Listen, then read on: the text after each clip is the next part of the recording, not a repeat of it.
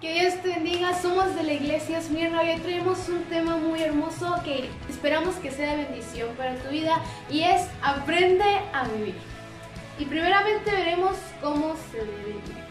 Algo muy hermoso que nos relata el apóstol Pablo en la carta de Filipenses en el capítulo 4, versículo 12. Dice, sé vivir humildemente, pero también sé vivir en abundancia. Todo y por todo esto, para estar saciado y para tener hambre. Así para vivir en abundancia, como padecer escasez. Es algo muy hermoso, muy bonito y muy importante, porque así es como se debe de vivir, con ese pensamiento. A veces solo conocemos la cita de Filipenses 4:13, todo lo puedo en Cristo que me fortalece. Y así como es un texto poderoso, el de arriba también lo es, en donde se nos dice cómo se debe de vivir, sabiendo vivir en abundancia y en escasez, siempre con gozo. Dice la palabra de Dios, siempre estén gozosos. Algo muy importante que últimamente se ha hecho viral es saber que Dios no prometió que no iba a haber tormentas, sino que iba a ser un milagro en medio de la tormenta.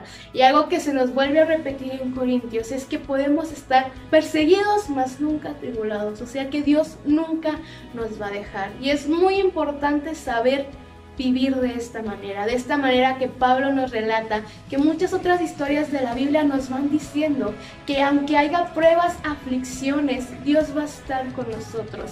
Es muy importante saber vivir en medio de la prueba, no desesperarnos, porque a veces queremos hacer todo con nuestras propias fuerzas.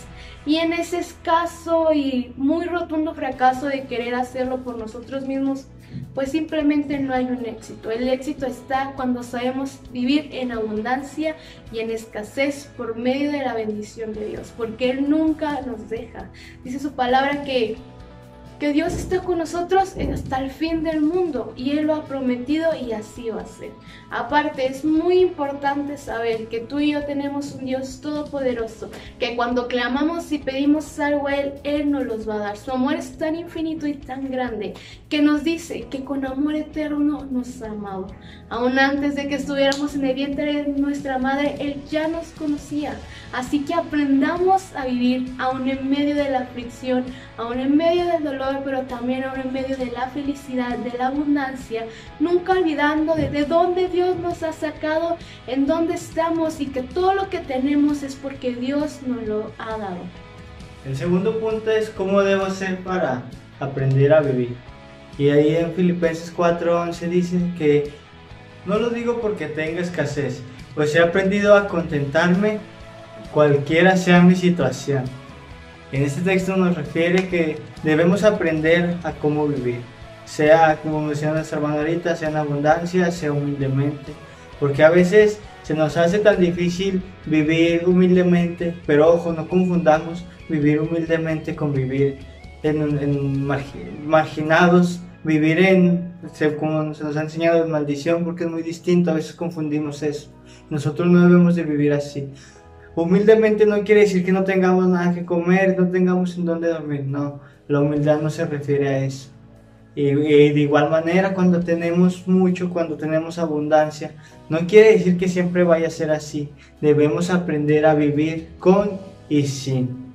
Es a veces difícil, porque estamos acostumbrados a estar bien vestidos, a tener ropa de marca, a tener esto, a tener zapatos, a tener cualquier sinfín de cosas. Pero cuando se viene, como dicen, los momentos difíciles, es cuando se nos hace que el mundo se nos viene encima. ¿Por qué? Porque a veces no estamos acostumbrados a vivir humildes. Y como vuelvo a repetir, vivir humildes no quiere decir que vivamos en pobreza. Son dos palabras muy distintas, la pobreza y la humildad. A veces se nos hace complicado eso porque no hemos comprendido verdaderamente cuál es nuestro propósito ante Dios, qué es lo que Dios quiere en nuestras vidas.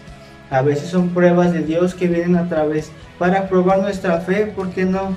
Pero a veces también es algo que nosotros mismos buscamos con nuestra desobediencia, porque nosotros no cumplimos los pactos que hemos tenido hacia Dios porque es algo hermoso cuando nosotros vivimos plenamente en Jesús, cuando vivimos plenamente en Dios.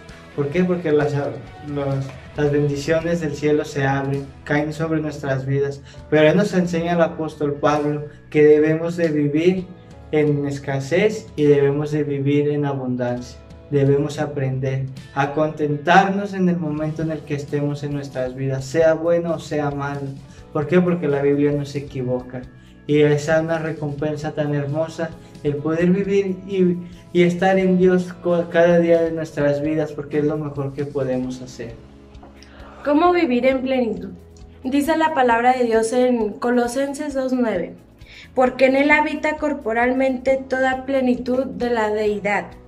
Y así es, ¿verdad? Toda plenitud de un cristiano es estar plenos en cumplimiento, estar plenos en lo espiritual y tener una plena restauración, ¿verdad? Porque esa plena restauración va a traer hacia nosotros realmente como añadidura todo, ¿verdad? Y así es Dios. Cuando nosotros buscamos de Dios, estamos buscando esa vida plena.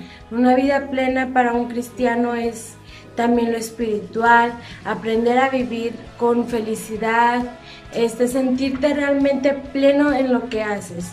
A veces es necesario dedicarte a lo que realmente te hace sentir pleno, dedicarte a lo que realmente te hace sentir feliz. ¿Para qué? Para que esa plenitud se vaya añadiendo a ti mismo. Y la plenitud de Dios es la que nos hace sentir feliz, lo que nos hace sentir más que bendecidos.